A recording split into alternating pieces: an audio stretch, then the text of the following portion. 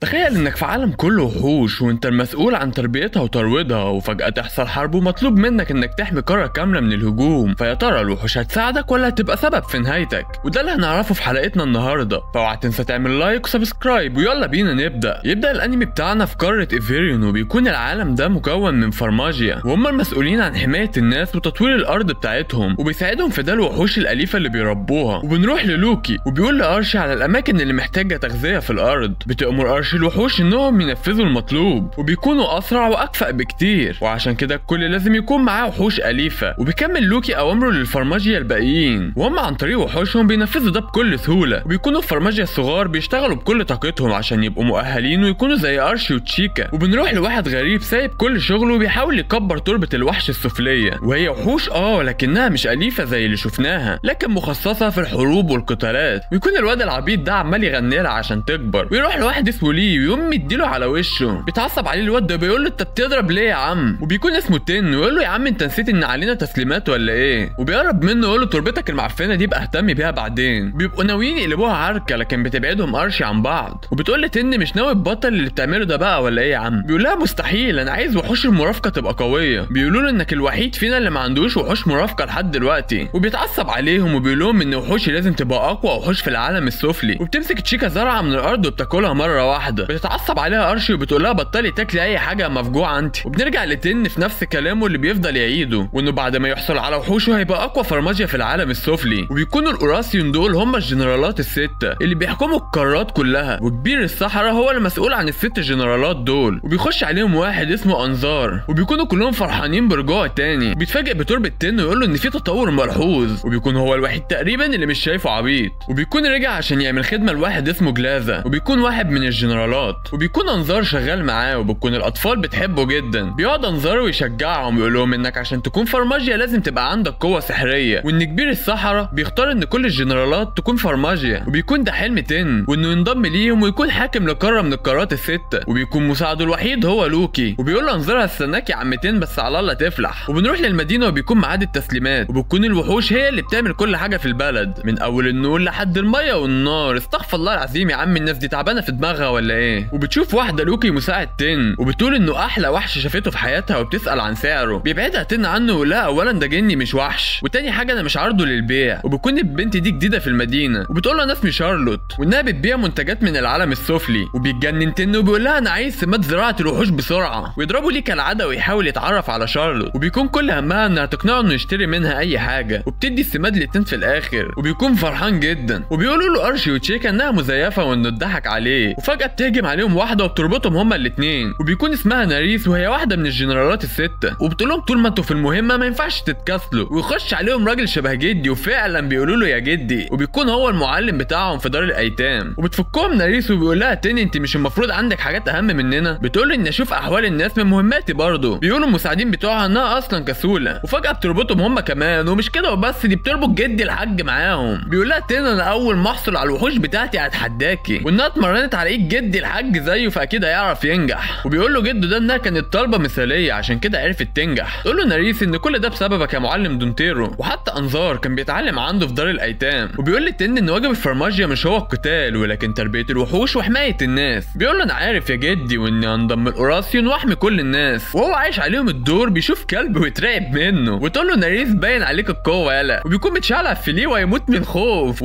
بيقوموا هما الاثنين واقعين في الميه، وهما متعصبين عليهم وحوش الميه. وبيسيبوا الناس كلها وبيضربوا الميه في دونتيرو، وبيتعصب عليهم ويقول له ده انا انفخ امك، ويقوم ضاربهم كلهم بالرعد. ويقولوا له انهم دايما بيقعوا في مشاكل كلها بسببه. وبتقول لهم تشيكا ان دايما بيتعصب عليهم دونتيرو، وبتكون السما فيها برق ورعد. وبيفتكروا هم صغيرين واول مره يعاقبهم دونتيرو كان نفس العقاب. وبنروح لقلعه افريون، وبيروح انظار لناريس وبتقول له بطل كدب وقول لي ان جلازا بعتك تتصنت عليا. وبتكون ناريس ما بتحبش جلازا ولا طريقته في اداره الحكم بما انه جنرال زيها. وفجاه بيقطعوا من مساعدين وبيكونوا خايفين جدا، وبيقولوا لها ان وصلت رساله من قصر كبير الصحراء وان كبير الصحراء مات. بتتصدم ناريس وبتكون مش مصدقه اللي بيحصل. وبنروح لقاره نادياتشيا، وبنشوف الجنرال جلازا وهو بيقول لانظار اخيرا جه اليوم اللي هتولى فيه قياده العالم السفلي، وشكل الموضوع مش هيعدي على خير. بيرن جرس في المدينه وبيتجمع الكل، وبيكون تنك العاده بيحاول مع التربه وبيحط السماد اللي خده من تشارلوت. وبنروح لتجمع اوراسيون، بيقول لهم جلازا اننا لازم نحدد مين هيكون كبير الصحراء الجديد. وبتكون ناريس متضايقه وبيسالها دونتيرو تنتيرو ايه اللي حصل. بتقول له ان جلازا ناوي يكون كبير الصحراء الجديد، وان باقي الجنرالات موافقين، وانه كمان قال انه هيصنف الناس حسب قوتهم، وانه هيتخلص من كل الضعفاء. وفجأة بيحصل انفجار في المدينة، وبنشوف جيش شكله جاي ينهي المدينة باللي فيها. وبيروح انظار لناريس وبيقول لها ان جلازا وجنوده هم اللي بيهجموا، وشكلهم مش ناويين يرحموا حد في المدينة. تأمرهم ناريس انهم يخلوا السكان، وبيجهزوا في فرماجيا، وبيأمرهم الجنود باخلاء السكان. وبيكون دونتيرو بعت لهم رسالة عن طريق وحوش من وحوشهم، وان قوات جلازا هي اللي هجمت على المدينة. وبيظهر لهم جلازا ويقول لهم ان هدفه الصالح العام، وان عادي الفرد يموت مقابل المصلحة العامة. وده كله كلام بيبرر بيه محاولته لإبادة ايفيريون. وبتكون جنوده بتدمر كل جنود قارة ايفيريون، وبتخلص عليهم بدون رحمة. بيقف انظار قدام جنود جلازا وبيقول لهم انه هيقاتل مع جنود ناريس، وبيجمع كل الوحوش بتاعته، وبيعمل تعويذة الاتحاد، وبيصنع بيهم وحشين كبار. وفي نفس الوقت بيكونوا باقي الفرماجيا بينقذوا الناس، وتين عمال يتضرب وليه بيزعق له، ولكن تين بيصر انه هيحمي الجميع. ولسه هقول لكم ان ارادته عاليه يقوموا قلبينه على وشه. وفجاه جنود جلازا يفتحوا الطريق لشخص غامض، وبيقول لجنود ايفيريون ان مصيركم الوحيد هو الموت، وبيكون الكل خايف منه. وفجاه بيتحول وبيهجم على الجنود يدمر اغلبهم. بيطير الراجل ده في السماء، وتين اللهبل بيكون فاكره خايف منه، لكنهم بيكتشفوا انه بيتجه لدار الايتام. وبيجري تين على هناك، وبيروح ليه وراه عشان ينقذه، ويحرق الراجل ده كل الحقول. بيتعصب تين عليه وبيقول ان الحقول دي كلها وحوش لسه ما اتولدتش. بيقول انهم هيبقوا اعداء للجنرال جلازا، ولازم يموتوا قبل ما يشكلوا خطر علينا. وبيهجم عليه تين، لكن بينقذه ليه في اخر لحظه. وبيكمل الراجل ده حرق في بقيه الحقول، وبيكون كمان دمر تربه تين. وبيكون تين عمال بيعيط على الوحوش بتاعته، وبيقول لها تقاتل معاه، وكل امله في الدنيا بيكون خلصان ومتدمر. ولكن فجاه بيظهر نور غريب، وبيلاقي تين الوحوش بتاعته اتولدت، لكنها على شكل كلاب. وبدل ما كان هيموت من العياط بقى هيموت من الرعب. وبيقول يعني بدل ما يكونوا تنانين ولا حاجه يطلع لي كلاب. بينزل لهم الراجل ده وبيقرر انه يحاربهم، وبيجهزوا تين وليه لمحاربه الراجل المقنع، وشكل في مجزره هتحصل دلوقتي.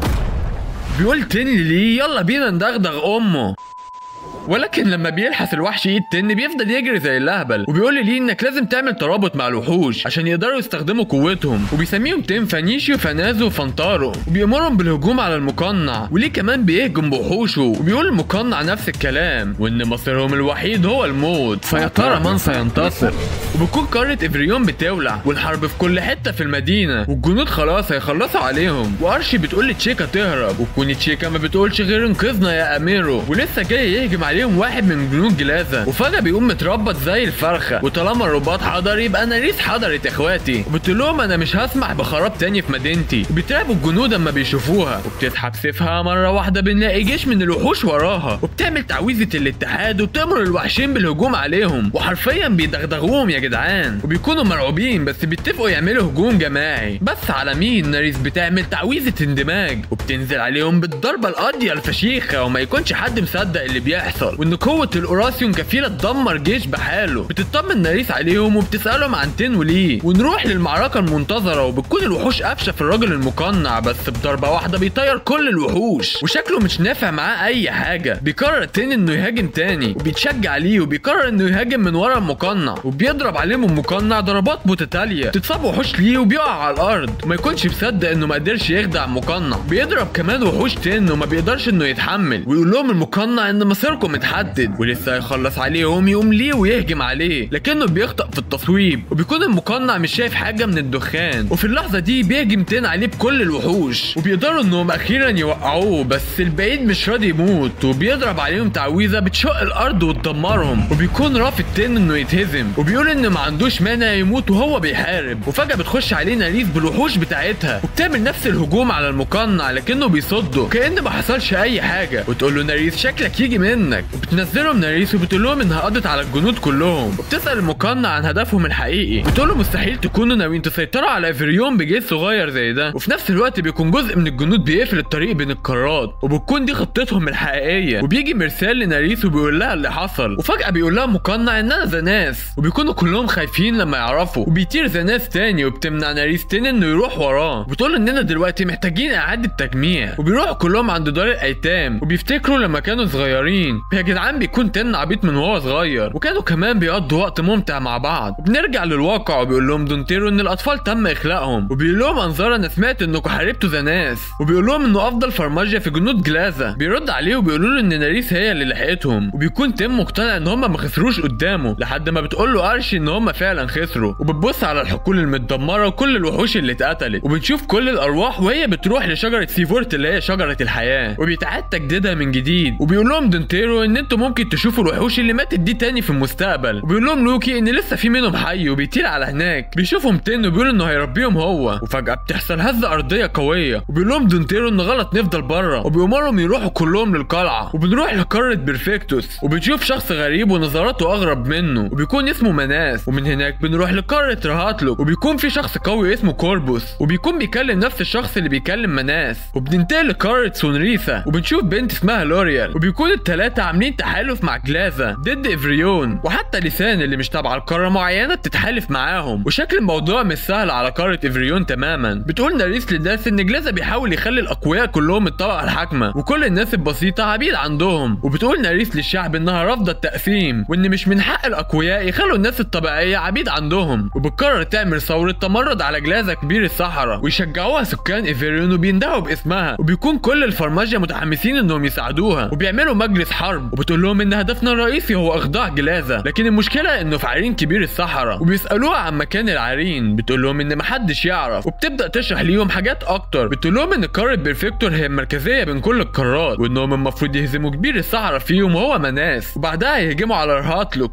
بيرد عليها انظار وبيقول لها ان موارد الحرب بتاعتنا مش هتكفي كل ده، فبيعرض عليهم خطه، وان ساعه الهجوم يتسلل جزء من الجيش من وراهم. وبتقتنع ناريس بالخطه، وتقول لهم ان الوحوش هي سبيلهم في التنقل بين القارات. بتقرر ناريس ان تنولي وارشي هم الفرقه اللي هتباغت مناس في الهجوم الخلفي، لانهم اقوياء وعرفوا ينجوا من ذا ناس. وبتخلي ارشي كمان هي القائده بتاعتهم، وبتبقى هتعيط من الخوف. وبتقول لهم ان المهمه هتفشل، وان تن ده عيل عبيط اساسا. بيقول لها ليه؟ طب ما نخلي انظار هو اللي يعمل كده. بيقول له انظار ان هو اللي هيقود عمليه التمويه. بيكون تن مش فارق مع اي حاجه غير انه هيقاتل واحد من الاوراسيون السته، وتشيكا هتكون في فرقه الاغاثه، وبيدوا لكل واحد فيهم حاجه شبه الحجر السحري، وبتقول لهم انها لاكريمه خاصه. وبعد ما بتختلط بيهم بتقول لهم ناريس يصطادوا وحوشهم، وفجاه بينتقلوا وحوشهم بسرعه جدا للبلوره اللي معاهم، وبكده يقدروا ياخدوا وحوشهم معاهم في اي حته وبسريه. وبيجرب تن انه يستدعي الوحش بتاعه، وعمره ما بيتعلم من غلطه، واول ما بيشوفهم بيفتكرهم كلاب وبيطلع يجري. وتقول لهم ناريس خلونا نكمل باقي التجهيزات، وبتلاقي المساعدين بتوعها مريحين شويه، وتقوم ربطهم تاني ويفضلوا يزحفوا وراها. وبيجي تاني يوم وبيكون تن بيسقي التربه اللي فيها وحوش عايشه، وبيندهوا عليه الاطفال بيكونوا فخورين بيه وانه رايح يحارب. بيفرح تن بيهم وبيقول لهم خدوا بالكم من المدينه. بيقعد هو وانظار مع بعض وبيقول له انظار ان الفرماجيا مهمتهم تربيه الوحوش، وان الوحوش بتعمل كل حاجه عشان الناس، وان اهم حاجه هي ثقتهم ببعض، وان كل ما الترابط بينهم يبقى اقوى كل ما هتزيد قدرته على استخدام الوحوش، وان وسيلته في هزيمه ذا ناس او اي اوراسيون هي الترابط والثقه بينه وبين وحوشه. وبيقول له تن بكل ثقه انا والوحوش صحاب كده كده، وبيكونوا الاثنين متحمسين جدا للمهمه. تؤمر ناريس كل القوات بالتحرك، وبنروح لتن وبيبقى هيتجنن لما بيشوف الوحوش اللي هينقلهم، وتحس انه رايح الملاهي، ولسه بيسال ليه ازاي هيركبوا ويروح بلاهم الوحش. وبيكونوا كلهم مرعوبين ما عدا تن اللي عمال يتنطط وفرحان على الاخر. وبيعرف مناس ان افريون بدات الهجوم على الساحل الغربي، لكنه بيكتشف انه تمويه، وبيقول لهم ان اكيد القوه الحقيقيه موجوده في الساحل الشرقي. وبيامر الجندي بتاعه انه يروح على هناك، وبيكونوا اساسا هم الثلاثه متحصرين هناك من الوحوش البريه. ومره واحده بيستدعي تن الوحوش بتاعته، وليه بيعمل نفس الكلام، وتحاول الوحوش البريه تهجم عليهم واحد ورا الثاني، لكن بيصدوهم كلهم وبيدغدغوا ابوهم. وبيكون الجندي بتاع مناس في طريقه لهناك، ولكن لما بيوصل بتحصل مفاجاه وبيطلع عارف تن وبيكون اسمه اميرو. فيا ترى مين هو اميرو ده؟ واللي تشيكا دايما كانت بتقول انقذنا يا اميرو، وايه الصله اللي بتربطهم ببعض؟ ولو عايز تكتشف زي اللي بيحصل اعمل لايك وسبسكرايب وفعل زر الجرس، واستنى الحلقه الجايه من حكايه الجنرالات السته.